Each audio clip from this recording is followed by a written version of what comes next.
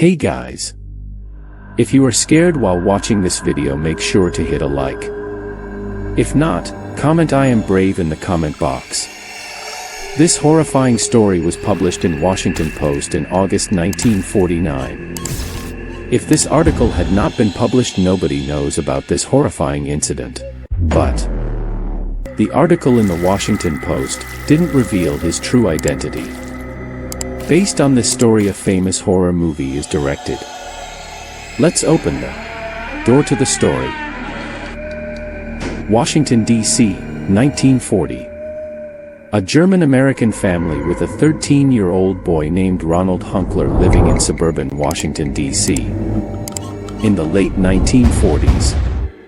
Ronald Hunkler was living with his Aunt Harriet. She believes in ghosts and dark energy, and she is a spiritualist.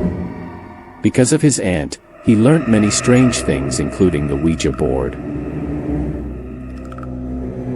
For some years Ronald's life goes normally.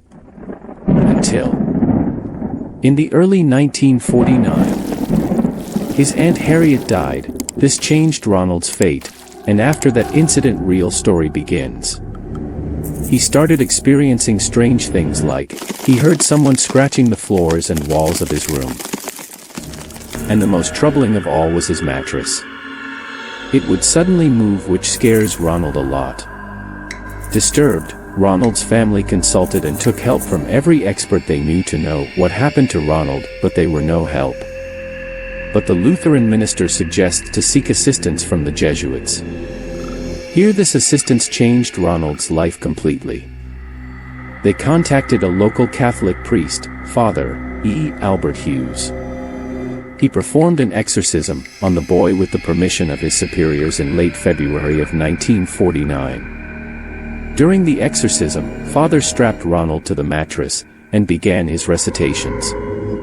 But he had to stop the rite, because Ronald broke off the mattress into pieces and threw the mattress spring onto the priest across his shoulders, leaving the exorcism unfinished. After a few days, red scratches appeared on Ronald's body. One of the red scratches formed a word called Louis, which indicated Ronald's mother to visit St. Louis University. A cousin of the family was attending St. Louis University at the time of Ronald's struggles. She gets in touch with Father Walter H. Halloran and Reverend William Bowdern with Ronald. After explaining Ronald's situation to the university president, these two Jesuits agreed to perform an exorcism on Ronald. They gathered at his residence of Ronald in March of 1949.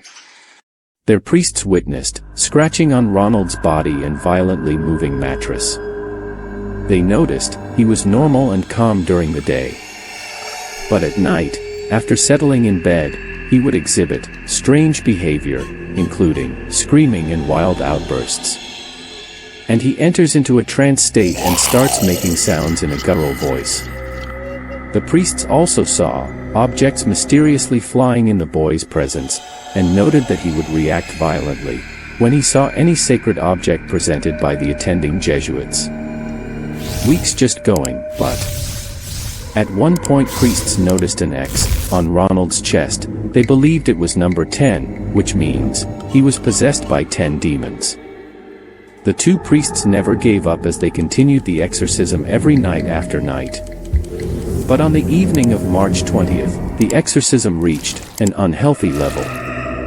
Ronald urinated all over his bed and began shouting and cursing at the priests. After this incident, they took him to a hospital in St. Louis for serious treatment. Finally, on April 18th, a miracle occurred in Ronald's room at a hospital. It was the Monday after Easter, and Ronald awoke with seizures. He yelled at the priests, saying that Satan would always be with him. The priests laid holy relics, crucifixes, medals, and rosaries on the boy. On the same day at 10:45 p.m. that evening, the attending priests called on Saint Michael to expel Satan from Ronald's body. They shouted at Satan, saying that Saint Michael would battle him for Ronald's soul. 7 minutes later, Ronald came out of his trance and said, "He's gone." The boy recounted how he had a vision that Saint Michael vanquishing Satan on a great battlefield. According to priests, the strange occurrences and behavior ceased after that. And after that, Ronald Hunkler went on to live his successful life as a NASA engineer, before his death of a stroke in 2020 at the age of 86. Hunkler contributed to the Apollo program, which eventually saw humanity set foot on the moon. What do you think about this real horror story? The movie based on this story was released in 1973 with the name of The Exorcist. If you like your videos, do subscribe to us for more stories.